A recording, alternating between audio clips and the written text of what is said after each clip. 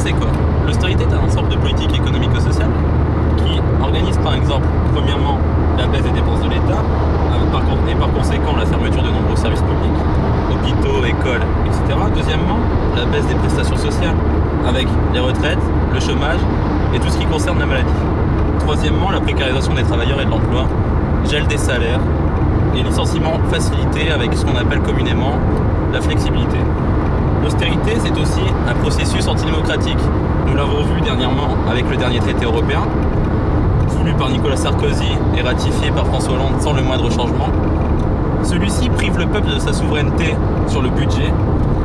Il renforce le contrôle de la Commission européenne, qui est un organe non élu, et prévoit que la France puisse être sanctionnée si son déficit est trop important et s'il ne respecte pas les règles imposées par ce traité.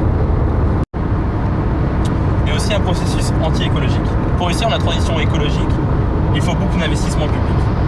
Plan d'isolation des logements, développement des transports en commun, recherche de nouvelles sources d'énergie. Ces investissements sont impossibles si on baisse les dépenses de l'État. Ainsi, le budget 2013 prévoit une baisse de 5% du budget de l'écologie. Alors on nous dit qu'aujourd'hui, il faut bien diminuer le train de vie des États, qu'on ne peut pas faire autrement. Sauf que les dépenses de l'État sont restées stables pendant 30 ans. Autrement dit, la crise que nous connaissons actuellement n'est pas une crise qui vient de l'État, mais qui vient du système économique. Rappelez-vous la chute de Lehman Brothers en 2008. C'est là, au cœur du capitalisme financier, que tout a commencé. Enfin, il faut être réaliste et sérieux à un moment. Si l'austérité était la solution, la Grèce serait sortie d'affaire et serait remise à flot. La dette n'a fait qu'augmenter après 9 plans d'austérité.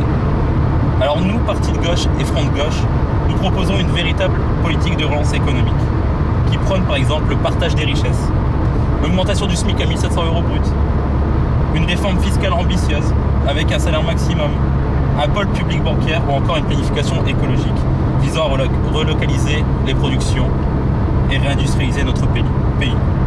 Pour en savoir plus, lisez notre contre-budget et vous verrez qu'une alternative est possible et notre programme L'Humain d'abord qui reste toujours d'actualité en 2013.